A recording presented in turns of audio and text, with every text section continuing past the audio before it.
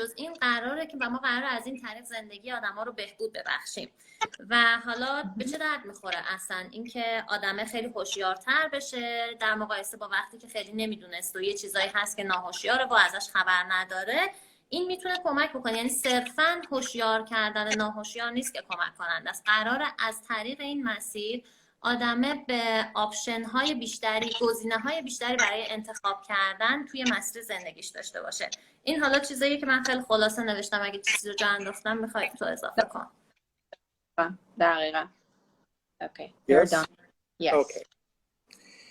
So in order to do this, in order to help people to become more conscious of whatever is unconscious, Freud came across some way to do this. First, he thought that the way to do it was through hypnosis. That was his first idea, that maybe, hypnosis, because he saw in France, Charcot was helping neurological patients with hypnosis. And so he decided, okay, maybe hypnosis is a method through which he can make the unconscious conscious. Then, as he went on, he developed what we know as the method of free association.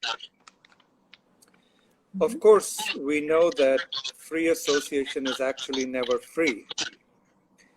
First of all, it's not free because we have to pay for it. Secondly, it's not free because we can never free our mind enough to actually just say whatever comes to our mind, which was the whole idea. Freud really wanted to see what are the ways in which the free association is actually not free, which is what we mean by resistance in a way. So he was going to understand the unconscious, not actually through free association, but actually by looking at how associations are not free.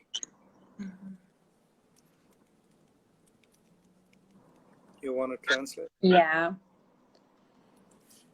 But before I continue, some people have written that there are a lot of noise while we are talking. So بچه‌ها چجوریه اوضاع؟ یعنی همه دارین نویز میشنوین؟ چون من نمیشنوم هیچ نویزی. On my end? منم میشنوم. تو هم میشنوی؟ اوکی. میخوای اینجا رو بگم تا دکتر کانوال میاد؟ Okay, let's see if this is better. بهتر شد؟ یکم دیگه باید. ای کسانی که نوشتید. خب یه لابو اینایی میاد. بگم اگه از هدست استفاده کنن مشکل اکو حل میشه. ایده خوبیه. Is it hard to hear me? فکر میکنم. Okay. How is it now? How does it? It is okay. It is. For me, actually, there was no noise before. Okay. And how about you? It is okay. Now it's okay. For me, it's okay. Okay. Some people are writing that the noise is gone. Some are writing that it's still there. So. Okay. So we will go with it. Okay. So let's go. انسیه میگی؟ آره گفتن که برای اینکه فرد ناهوشیار یک کمی هوشیار بشه، فروید با هیپنوتیزم شروع کرد اول و داستان از این قرار بود که فکر میکرد که هیپنوتیزم میتونه به این کمک بکنه، ولی بعد به این نتیجه رسید که نه، هیپنوتیزم خیلی کمک کننده نیست و رفت سراغ فری اسوسییشن. یه نکته خیلی جالبی که دکتر کانوال اینجا اشاره کردن اینه که اما آیا فری اسوسییشن واقعا فریه؟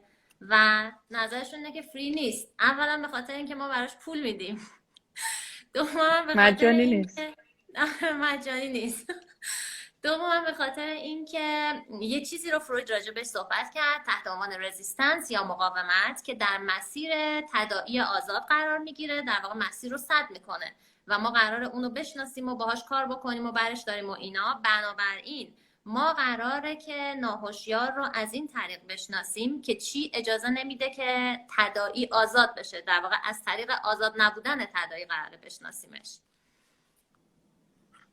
Okay. So I had to turn the comments off because somebody wrote down there that if we make it off, maybe it will be helpful. So من معذرت خواهی میکنم که کامنتاتون رو بستم، ولی بعدش باز میکنیم برای پرسش و پاسخ. شاید یه درصد کمک بکنی که بهتر شنیده بشه.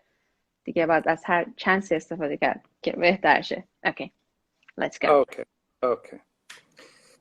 So already, even by the time Freud started his free association, already we see there were two methods that were talked about, hypnosis and then free association, two methods to get to the unconscious. So, you know,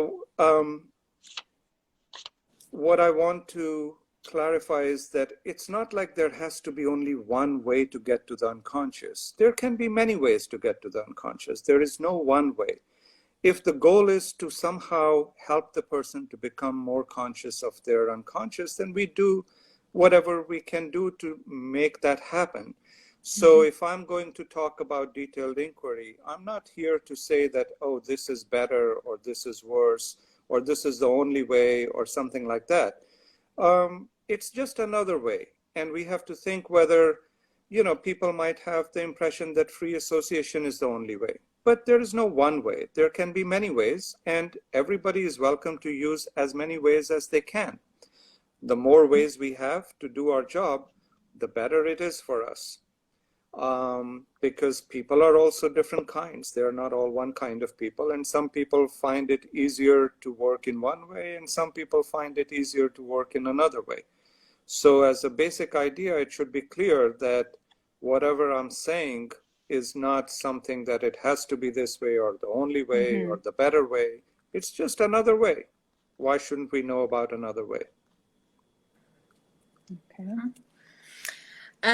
گفتن که اینجوری نیست که فقط یه راه برای رسیدن به ناهوشیار دستیابی به متریال هایی که توی ناهوشیار هست وجود داشته باشه. راه های زیادی براش هست و منم نمیخوام بگم که دیتیلد اینکوئری یا پرسجو با جزییات بهترین راهه یا بدترین راهه یا تنها راهه. میخوام بگم اینم یه راهه و راههای زیادی هست و ما هر چقدر ابزارهای بیشتری داشته باشیم تو جعبه ابزارمون بهتر میتونیم کارمون رو انجام بدیم. بنابراین اینم یه ابزاره به عنوان مثال کنار تداعی آزاد. بنابراین داستان این نیست که یکی بهتر از دیگریه.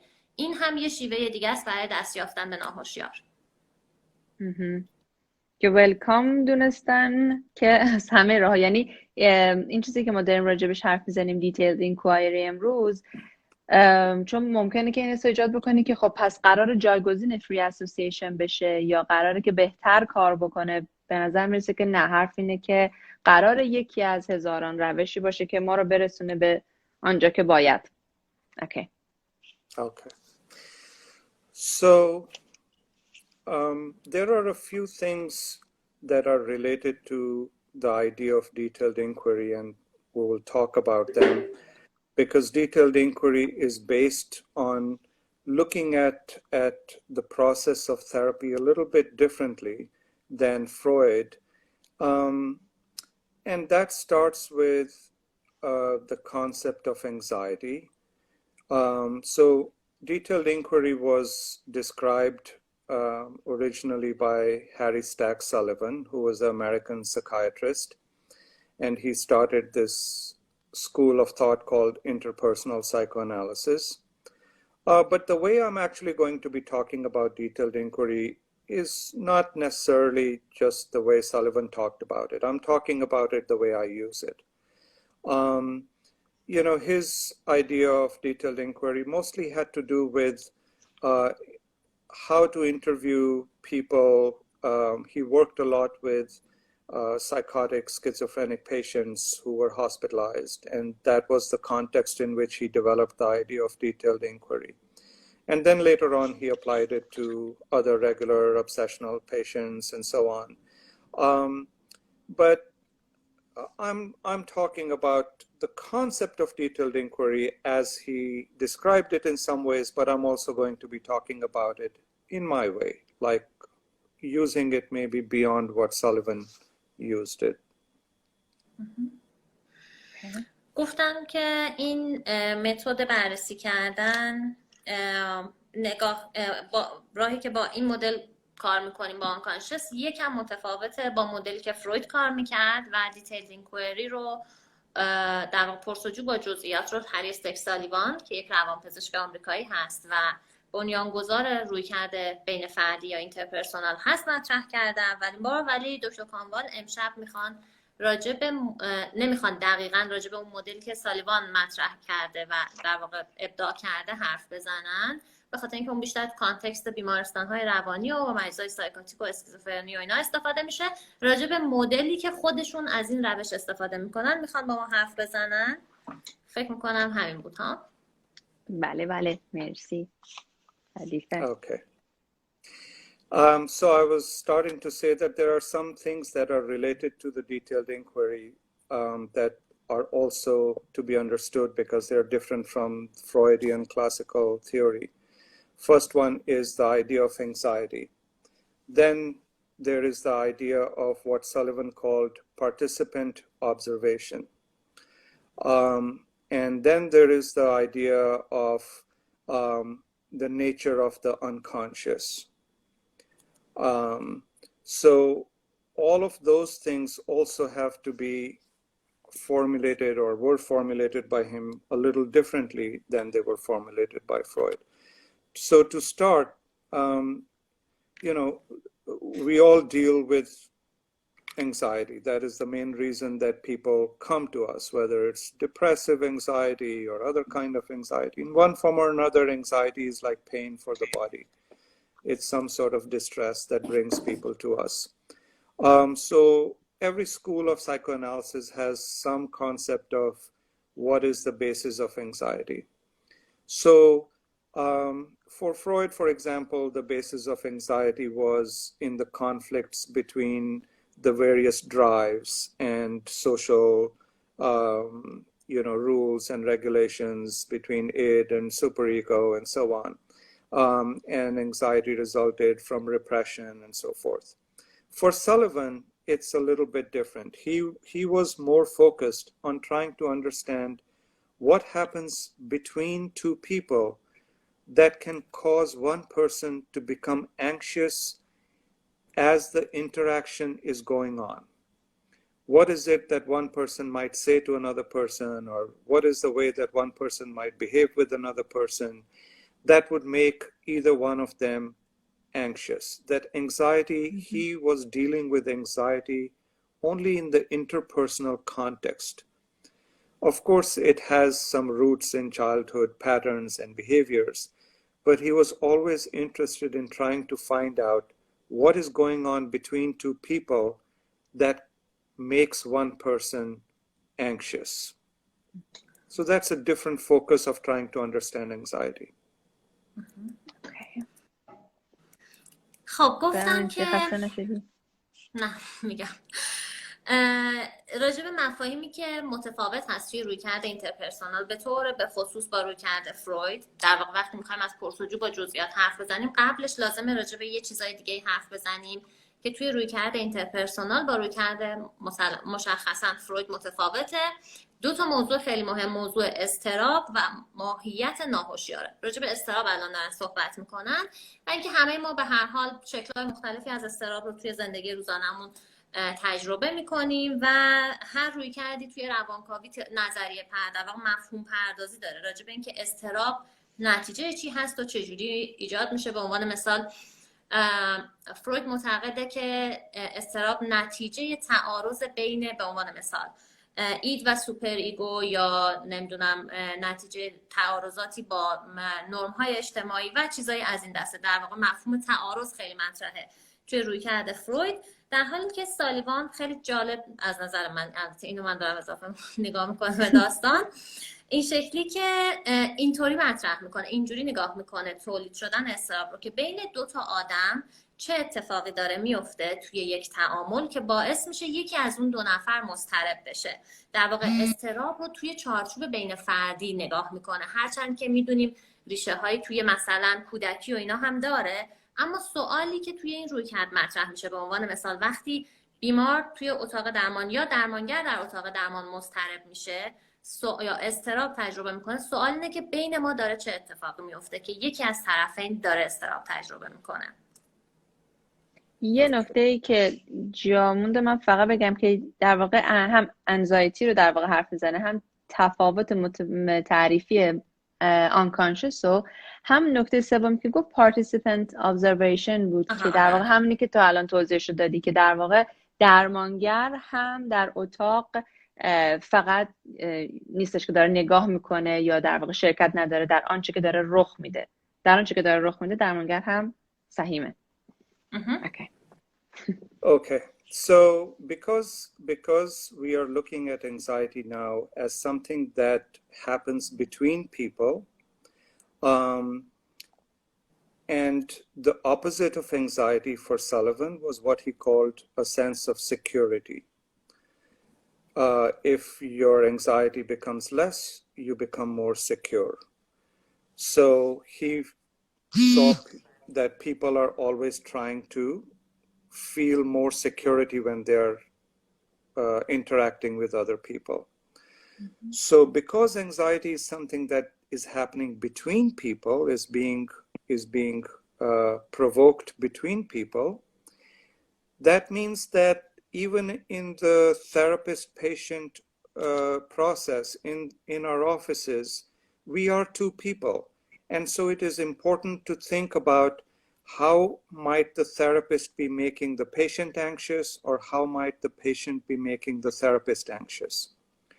So if we look at it that way, if we look at the therapeutic process as involving two people who are affecting each other, then we kind of get away from the more classical idea where the therapist is simply a neutral, reflecting mirror.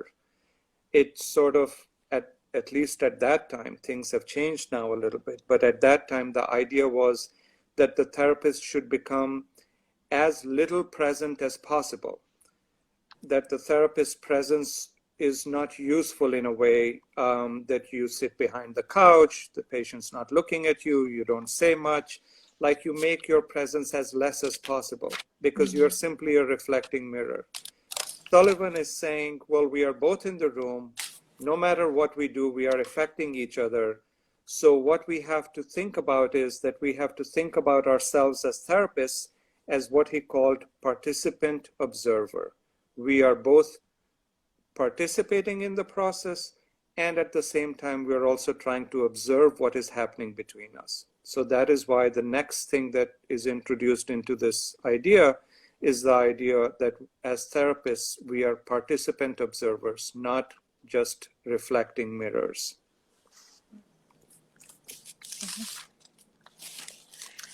خب در ادامه گفتن که الان وقتی داریم به اضطراب به عنوان چیزی نگاه میکنیم که بین دو تا آدم اتفاق میفته، در واقع بین دو تا آدم تولید میشه و ایجاد میشه، در مقابل اضطراب مفهومی که سالیوان مطرح میکنه مفهوم سکیوریتی یا احساس امنیته. هر چقدر که اضطراب بیشتر باشه احساس امنیت کمتره و هر چقدر اضطراب کمتر باشه احساس امنیت بیشتره. و در واقع این رویکرد اینجوری نگاه میکنه که ما توی دفتر کارمون وقتی که هستیم دو تا آدمیم توی یک اتاق و روی همدیگه داریم اثر میذاریم و سوال اینه که چطور روانکاو بیمار رو مضطرب میکنه و چطور بیمار روانکاو رو مضطرب میکنه و این خیلی متفاوته با نگاهی که مدل کلاسیک داره که روانکاو باید مثل یه آینه خنثای متفکر باشه، روی صندلی پشت کوچ میشینه و در واقع یه جورایی مثل این که روانکاو باید تا جایی که میتونه حاضر نباشه در فرایند، در حالی که توی رویکرد اینترپرسونال روانکاو یک عضو حاضر هست در اتاق و اینجاست که همون مفهوم مشارکت کننده و مشاهده‌گر، در واقع روانکاو به عنوان کسی که هم در فرایند مشارکت میکنه و هم مشاهده میکنه، این رو بررسی میکنه که داره چه اتفاقی میفته، الان کی چقدر مضطربه و چرا مضطربه. Okay. So then finally, if we are participant observers and if anxiety is all about what is happening between two people, then the question becomes, what is the nature of what is unconscious?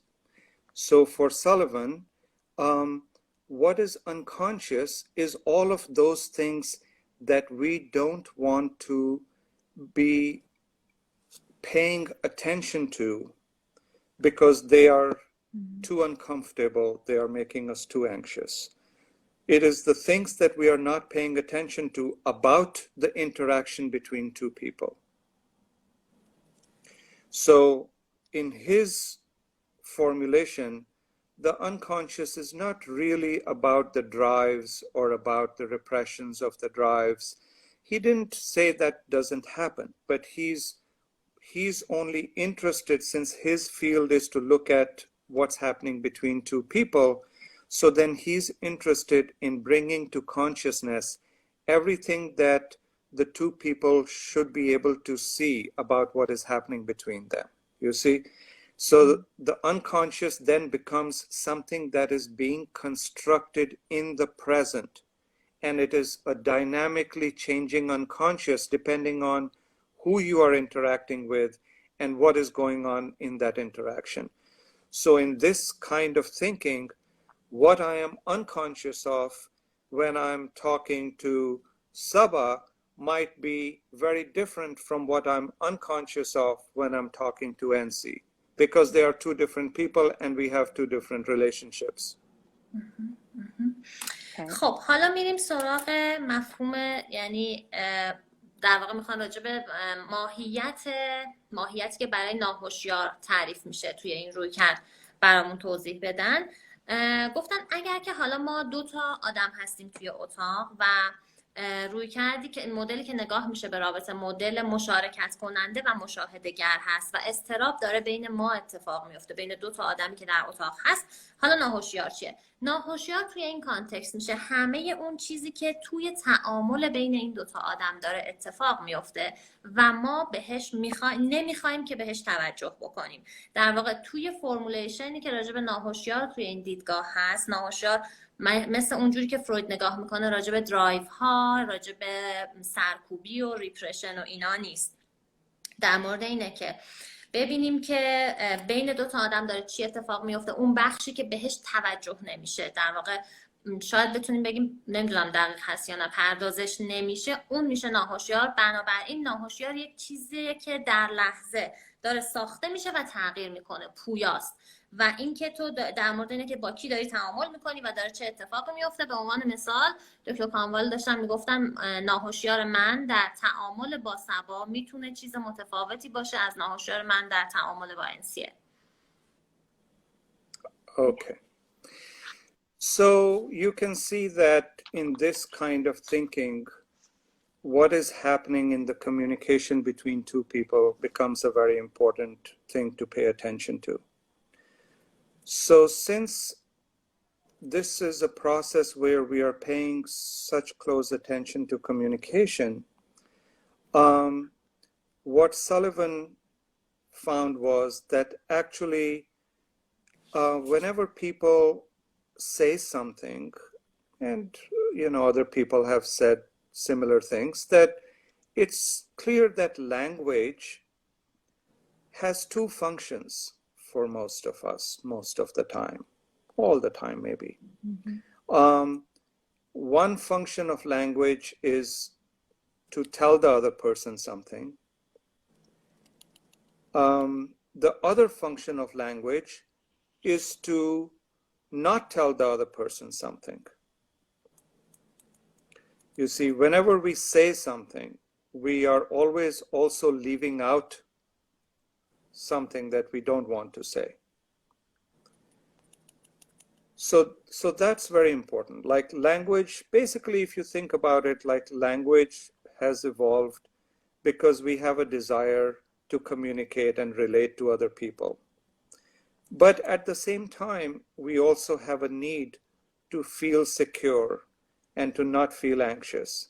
And so we might want to say things, but then we also don't want to say certain things in order to keep ourselves feeling secure. Now, detailed inquiry is basically comes out of a way of listening.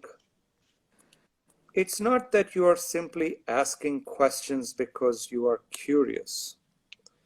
Curiosity is not actually the basis of asking questions as part of detailed inquiry. It's good to be curious, fine. But actually, detailed inquiry comes out of a way of listening. So whenever somebody says something, you are listening for what they are saying, and then at the same time, you're listening to see what is it that they are not saying. And that is always happening at the same time. So if I say, my name is Gurmeet, well, I am telling you my name is Gurmeet, but I'm not telling you my last name. Or if I say my name is Gurmeet Khanwal, then I'm telling you my full name, but maybe I'm not wanting to tell you where I come from or how old I am or whatever else it might be. So anytime you say something, you have to think about, okay, what did this person not say? And that's what you really want to ask about. And so Sullivan found that by asking questions, and in my experience of using it even more than perhaps what Sullivan uses it, what I find is that when you are listening in that way, and when you are asking questions about what is not being said, that is a way to bring to consciousness what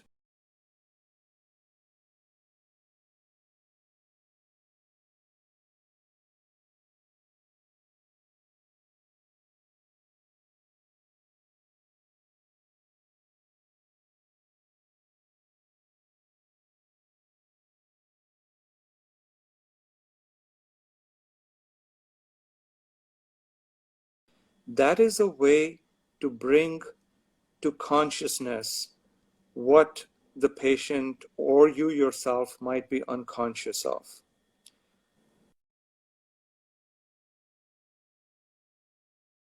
Okay. So Where did we leave off? Were you translating? Yes, I was translating Mm-hmm.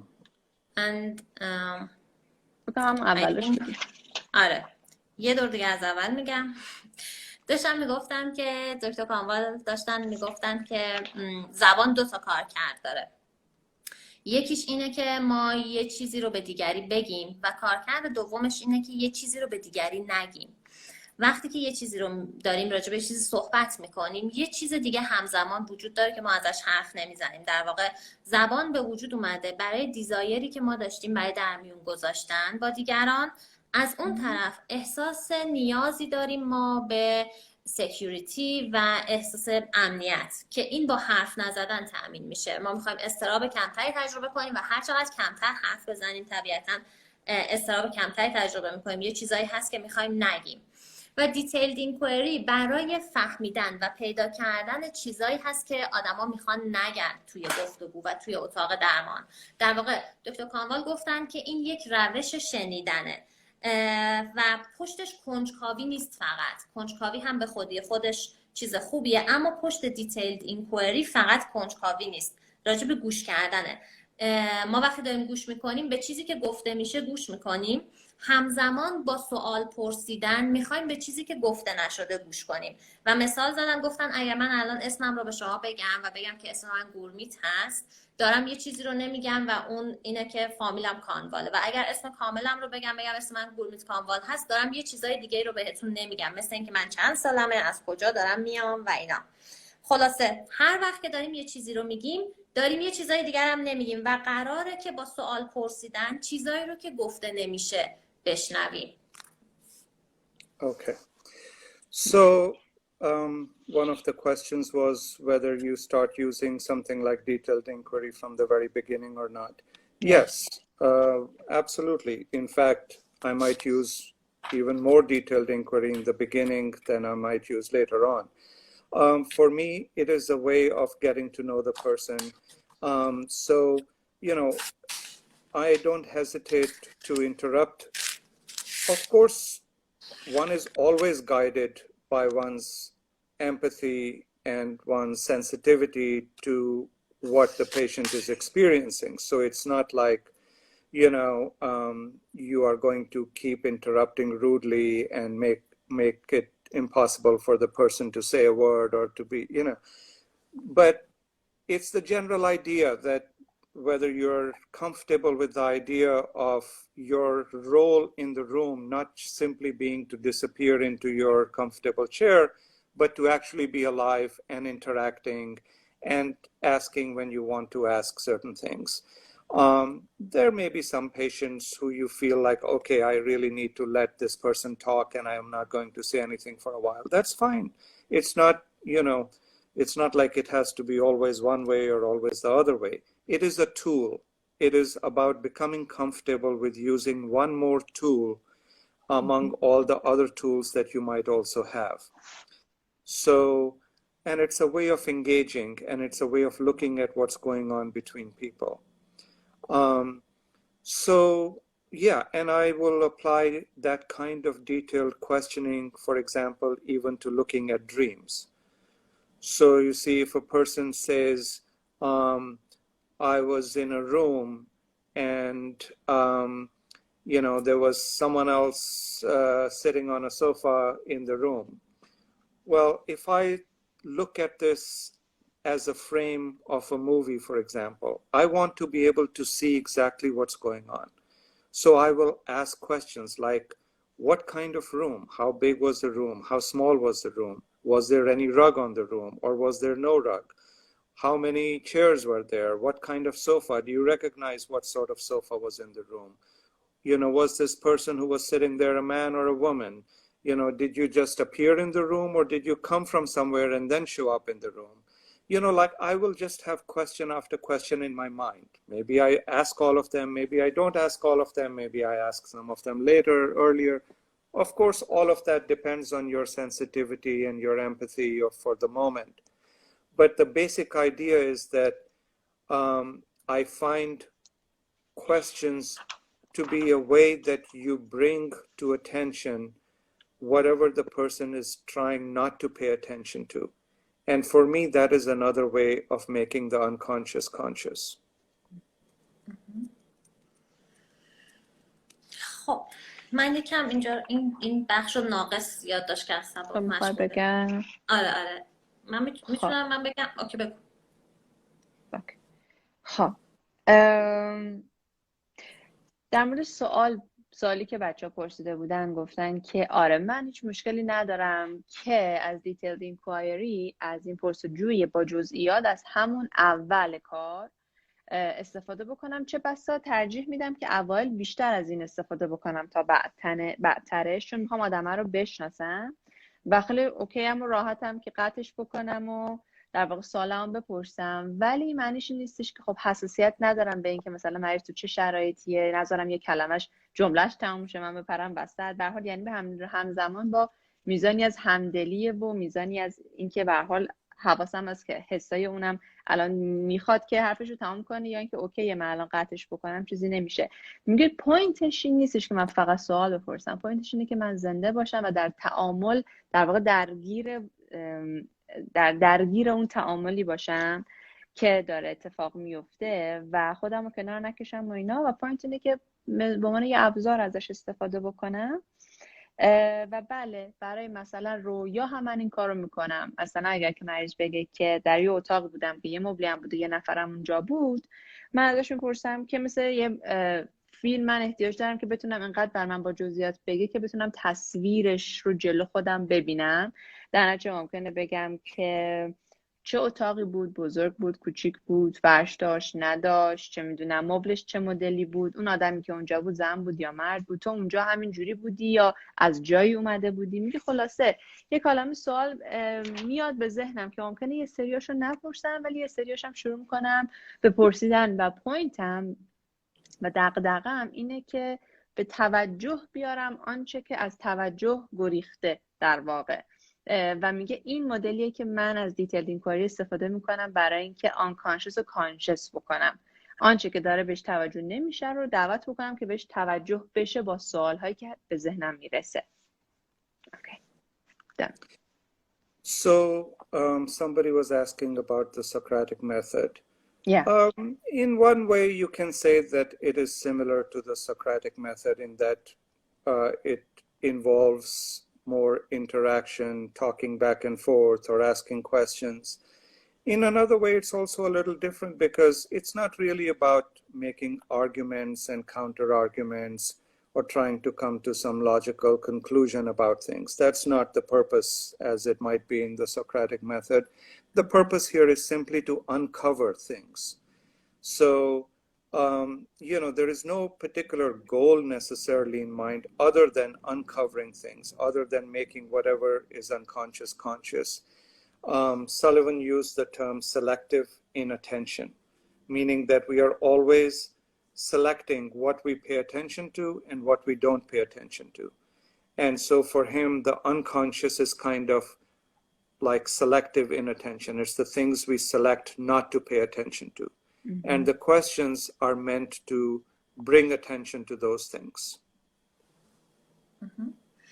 در مورد سوالی که بچه‌ها راجع به سوال پرسیدن سقراطی یا روش سقراطی پرسیده بودن، دکتر کانوال میگن که از یه جهت شبیه به هر حال سوال پرسیدن با جزییاته، اما از یه جهت متفاوته. از اون جهتی که اینجا هدف بحث کردن و گفتگو کردن برای رسیدن به یه نتیجه منطقی نیست، بلکه برای آنکاور کردنه، برای یه جوری یه چیزی رو آشکار کردنه، پیدا کردنه. و در جهت اینه که سالیوان یک اصطلاحی داره، سلکتیو ایناتنشن یا بی‌توجهی انتخابی، اینکه ما انتخاب میکنیم به چی توجه نکنیم و به چی توجه بکنیم.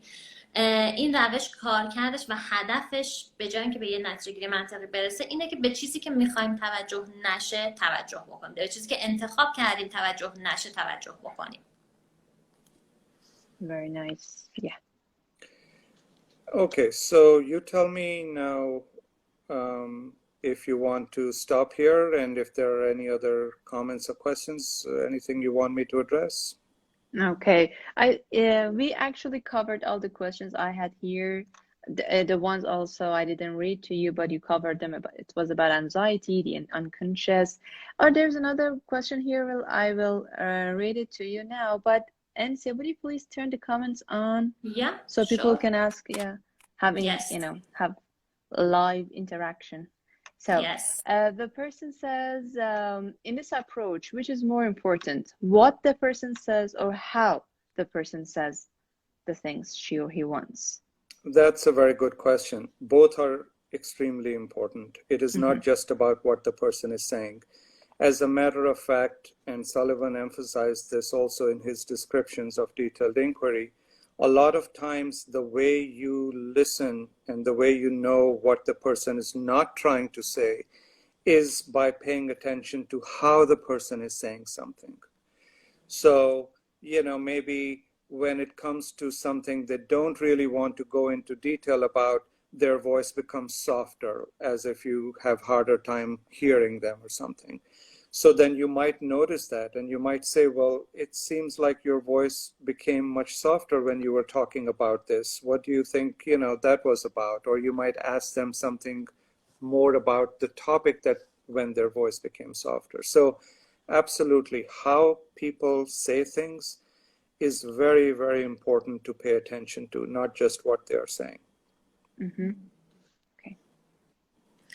سوالی که باز دوباره کامل یادداشت نکردم ولی خلاصش رو میتونم بگم. سوالی که پرسیده بودن این بود که توی این رویکرد مهم اینه که آدما چی میگن یا اینه که چطور میگن. دکتر کانوال گفتن که هر دو تا اینا مهمه. مهم فقط این نیست که آدما چی میگن، شکلی هم که اون رو مطرح میکنن مهمه. یه چیزایی رو فقط سلام این وسط از دست دادم، تو بگوشون اگه من جا انداختم. بگم الان.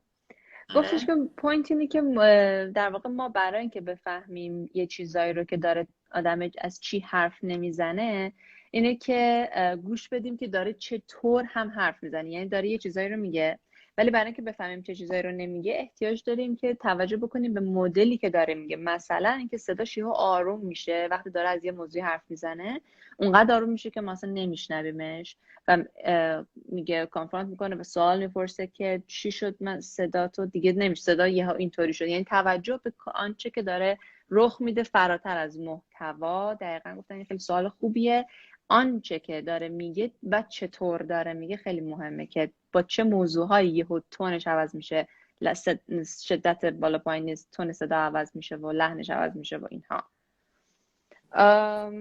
Dr. Kamal, there's another question. You somehow talked about it, but it says that how do we define anxiety in this approach, which actually you talked about it, but the second part of the question is that how do we work with it in this approach?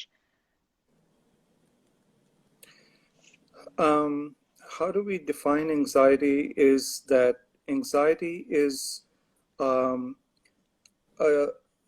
so for Sullivan, let's talk about first the origin of anxiety. For Sullivan, when an infant is born, an infant has certain needs that have to be met. Those needs, when they are expressed by the infant with some form of distress, like if the infant is hungry, it cries, or whatever it might be, right? The expression of those needs produces a response in the mother or whoever is taking care of the infant. Sullivan called that experience of, let's say, the mother in this case, Sullivan called that experience of the mother as tenderness. Mm-hmm. So tenderness is the behavior and experience that is evoked in the mother that makes the mother want to take care of the infant.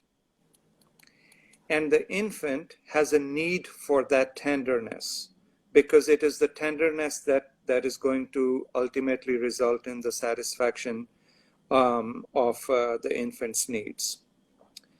Now, as the infant's needs change, when they are no longer simply about hunger or being, needing to be cleaned or whatever, as the needs change, as the infant becomes aware of other people in the environment, and it realizes that basically the infant has no control over managing its own anxiety because he's, she or he's completely dependent on the mother or the caretaker. If the caretaker experiences tenderness, then the care will happen. But the infant cannot do anything about it other than express the distress. So in a sense, the infant's anxiety is unmanageable unless the mother or whoever feels the tenderness and does something. But as the infant gets a little older, and when language comes into play, then the infant realizes, or the child realizes, that language is a way that the behavior of the other person could be modified.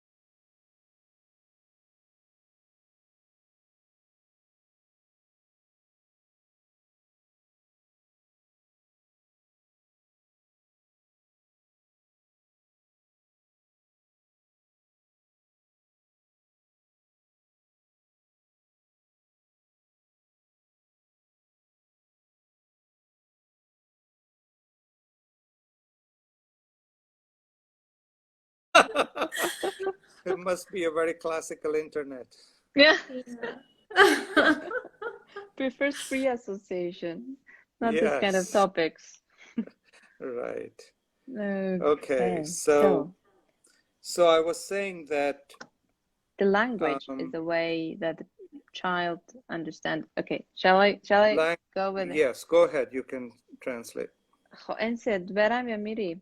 برو، من هیچی یادداشت نکردم، داشتم سوالا رو نگاه می‌کردم. خب تعریف اضطراب اول گفتش که برای اینکه ما اضطراب رو تعریف بکنیم اول مهمه که بگیم که ریشه اضطراب، ریشه اضطراب از کجاست و اینها.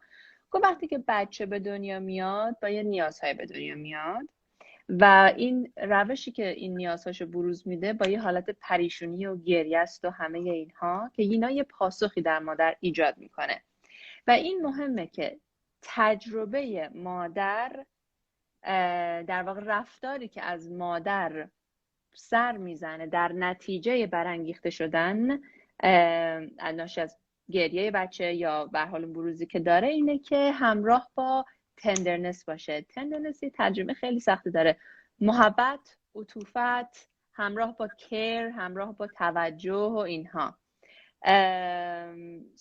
در واقع داره میگه که مهم اینه که بچه احساس بکنه که این نیازی که داره بروز میده و قرار ارضا بشه از رویکرد در واقع تندر مادر بگذره، مادر دلش بخواد که این نیاز رو برطرف بکنه، چون بچه هیچ روش دیگه ای نداره تا قبل از اینکه زبان پیدا بکنه، یاد بگیره حرف زدن رو، هیچ کنترلی نداره که کاری بکنه که اضطراب یا در واقع رفتار آدما تغییری بکنه. روی اضطراب خودش هم کنترلی نداره و کاملا وابسته است به مادر. درش خیلی مهمه که مادر آیا کیر میکنه به این نیازها یا نمیکنه، تا اینکه بچه بزرگ میشه و متوجه میشه که آها، زبان که داری، حرف که میتونی بزنی، یه راهیه برای اینکه تأثیر بذاری روی رفتار دیگران.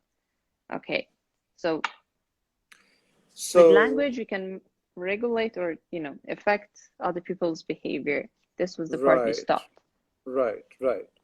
And so that's why we like to pay such close attention to language and communication, what's happening between people.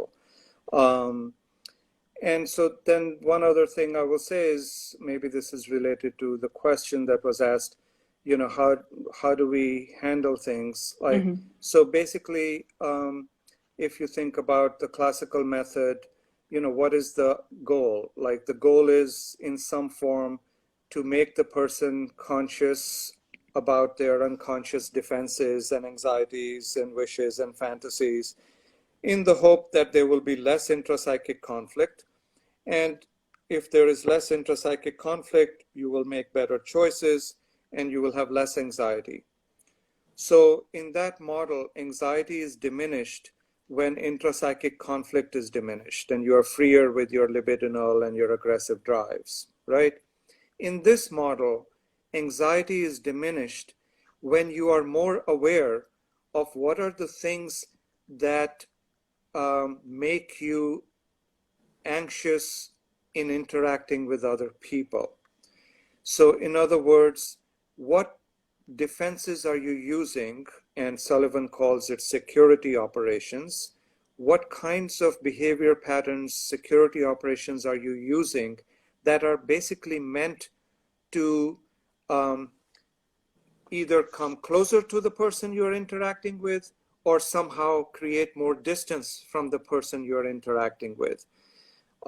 Either one could be defensively used. But the idea is to become aware of what are you doing in interpersonal situations in order to maintain your self-esteem and your sense of security. What kinds of security operations are you employing? If you become more aware of your own security operations, basically defenses, interpersonal defenses. So intrapsychic ones are what we classically call defenses, but interpersonally, Sullivan called them security operations. So if we become more aware of our security operations, our interpersonal defenses, then our anxiety can diminish, we can make better choices, and we can, have less distress. Okay. برم انسیه؟ برو. با سوالا بدیم. خب اینجا میگه که بر همینه که ما به زبان توجه میکنیم، برای اینکه مهمه که در کامیونیکیشنمون، در ارتباطاتمون با آدما، در تعاملمون با آدما داره چه اتفاقی میفته. و اینکه بخش دوم سوال این بود که حالا با اضطراب چجوری کار میکنیم. این بود که گفتش که اگه به روش کلاسیک نگاه بکنیم هدف چیه؟ هدف اینه که unconscious کانشس بشه، چه آرزوها، چه دیفنس ها، چه فانتزی ها، اینا کانشس بشن و وقتی که در واقع تعارض درون روانی کم میشود در واقع پشتبندش اضطرابام کم میشه و آدم در واقع غرایزش آزادانه تر میتونن وجود داشته باشن براش، در واقع کانفلیکت کم میشه. ولی در اینترپرسونال، در این رویکرد برای سالیوان اینجوریه که اضطراب زمانی کم میشه که آدم بیشتر آگاه بشه به آنچه که اضطراب بهش داده در تعامل با آدم ها. دوباره یعنی در واقع درون روانی نیست، اتفاق بین فردیه. یعنی سوال اینه که آدمه در تعاملش با دیگران چه دفاعهای بین فردی میسازه. که گفتش که دفاع، دیفنس در واقع زبان کلاسیکاست، ما بهش میگیم security operation، عملیات امنیتی. نمیدونم ترجمهش چجوری بشه، ولی آنچه که انجام میدیم که در واقع امنیتمون رو در روابط ببره بالا. مهم اینه که الگوهای خودمون رو شناسایی بکنیم در مواجهه با ارتباطات تعاملاتی که با آدما داریم. وقتی که شناسایی میکنیم الگوهامون رو، اینکه چجوری سعی میکنیم که در واقع تعامل بکنیم، یعنی سعی میکنیم با آدم نزدیک بشیم، سعی میکنیم از آدم دور بشیم، چه رفتارهایی میکنیم برای ایجاد امنیت، آگاه که میشیم اضطراب میاد پایین. اضطراب که میاد پایین انتخاب‌های بیشتر داریم در روابطمون، در نتیجه پریشونیم هم کم میشه. اینجوری. Okay. Okay. So just to end, then we can stop. But Yeah. to give a very sort of simple, brief example of something of an interaction in this way that perhaps is not likely to happen in a classical model.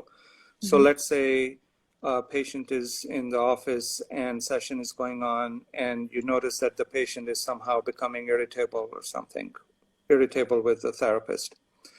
So one of the things I might ask the patient is, can you think back on our interaction and can you try to think, was there anything that I said or in the way that I said it that might have triggered your irritation?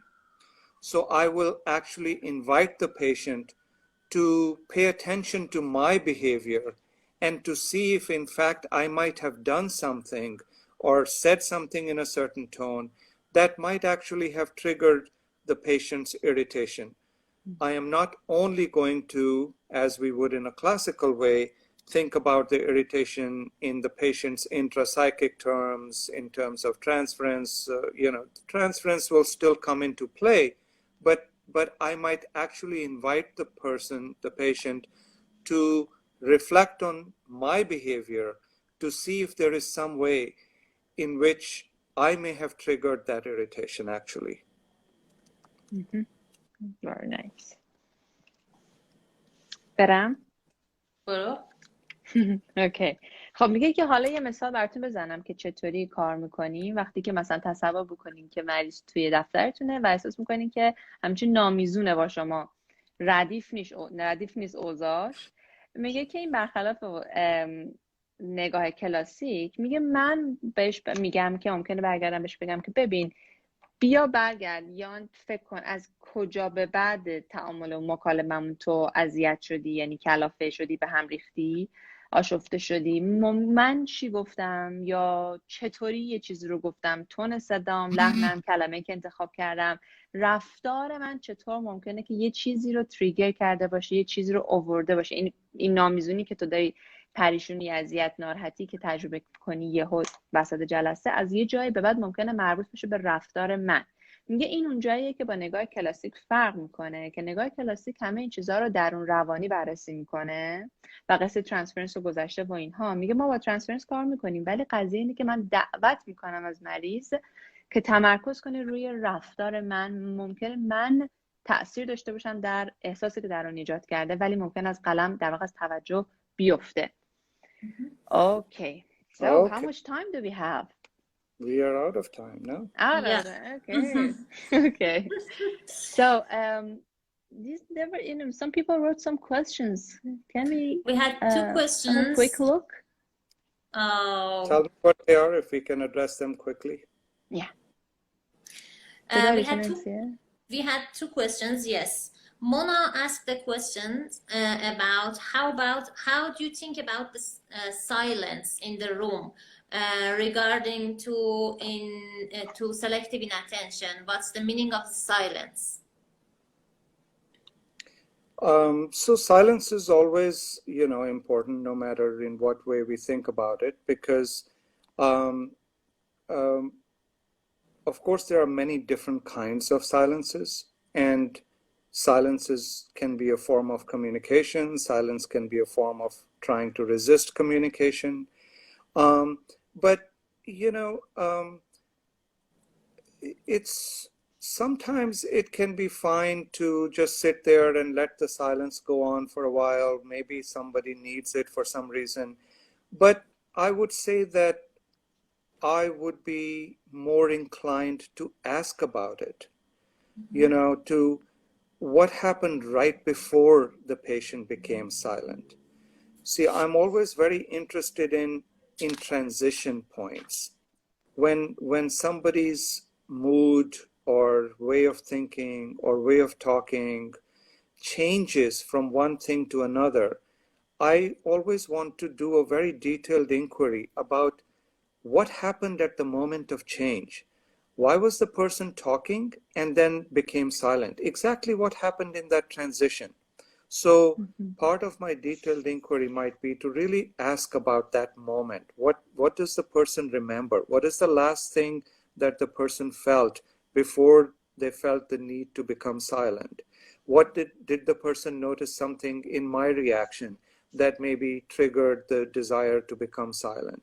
So my inclination will be to ask questions about that transition moment. Okay. برم؟ برو. آره خب گفتش که در هر شرایطی به هر حال سایلنس برای من مهمه و اینها، چون ممکنه که یه مدل ارتباط برقرار کردن باشه، یه مدل مقاومت برای ارتباط برقرار کردن باشه با اینا. میگه ولی من اصولا سوال میپرسم که چی شد، یعنی اون لحظه‌ای که سکوت اتفاق افتاد من برام سواله که من چیزی گفتم، من حسی ایجاد کردم، من رفتاری کردم، چه اتفاقی افتاد در اینجا که من باعث شدم و در واقع از من ممکنه واکنشی رخ داده که باعث همین چیزی شده. میگه من دیتیل اینکواری اونجا سوال با جزئیات میخوام بدونم که اون لحظه‌ای که یه مودی عوض شد در جلسه، موضوع عوض شد، یه چیزی عوض شد، حالا آدم داشته حرف می‌زده یهو سکوت میکنه یهو شروع میکنه حرف زدن، هر چیزی که عوض بشه اونجا سوال من اینه که اون لحظه تغییر راجع به چی بود و چیش ممکنه راجع به کامیونیکیشن زنده‌مون در جلسه بوده باشه. Okay. If patient stays silent and therapist stays silent for the whole time, then no one becomes more conscious about anything usually. The only thing is that nothing happens, but you still get paid. Yeah. That is a good part. Right. میگه که در واقع اگر که هر دو ساکت باشن، شاید اشاره داره به روش کلاسیک که اگه هر دو ساکت بمونن، یعنی مریض ساکته، درمانگرم صبر کنه و به این سکوت ادامه بده، میگه ما هیچ چیزی نمیفهمیم، هیچ چیزی کانشس نمیشه و در واقع هیچ حرفی زده نمیشه، هیچ چیزی فهمیده نمیشه، ما فقط در آخر پولشو میگیریم. چه کاریه؟ So, great. Okay. Dr. Khanwal, thank you so much. All right. Thank you very much. Questions, I guess. Thank you for doing it. And we had another question, but I think we are out of time. Yeah. We'll keep it for another time. Yeah, can we have another meeting once in a while, such meetings with you? Thank you very much. Thanks for that. Okay. That was a great honor. Thank you. Bye-bye. Bye-bye. Thank you. Bye. خداحافظ همگی. خداحافظ.